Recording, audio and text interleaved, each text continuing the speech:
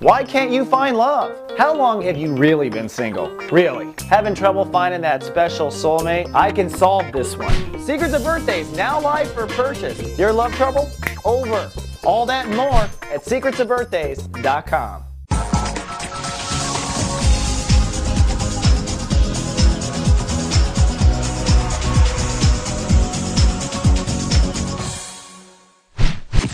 Hello Scorpio, welcome now to Thursday. Well, private and probably somewhat guarded today, certainly a little defensive, certainly edgy.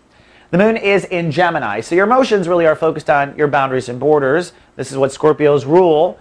So your boundaries are emotionally charged. Those are boundaries everywhere. So if you've got a boundary up between you and that guy at work that drives you crazy, that boundary is charged. So if today you act stupid, you're charged. You could be irritable, edgy, easily triggered, okay? If you've got a boundary between you and your honey, and it's too supercharged, you might find yourself to be a little random. You want to connect to that person. If someone has betrayed you or crossed a boundary, you can be sensitive there.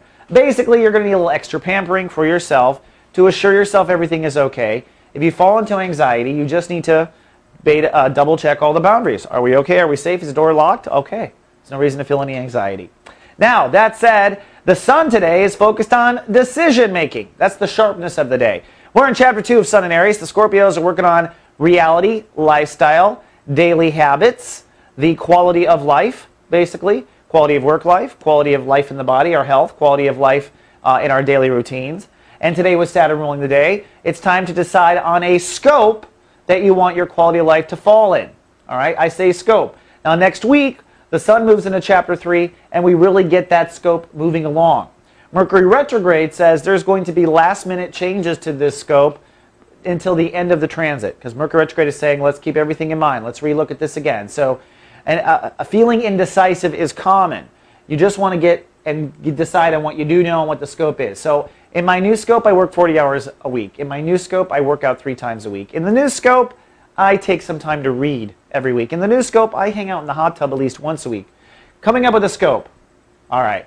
Now, Mars says if you can take action to start that scope now, do so. Mars is still coming off Uranus. It's showing breakthrough action going on in Chapter 1 of this spectrum. So if you can go ahead and cut off something that you know you want to cut off, or start a diet because you're going to have to start it, or go to the gym because you know you have to go, that's part of the scope. Do what you can now, says Mars. You'll thank yourself later for it. And it's Thursday. We've got Sadika Salter's Renegade Aromatherapist Lab today. Today she's going to talk about aromatherapy meets nuclear reaction, nuclear radioactivity. God, stupid Mercury.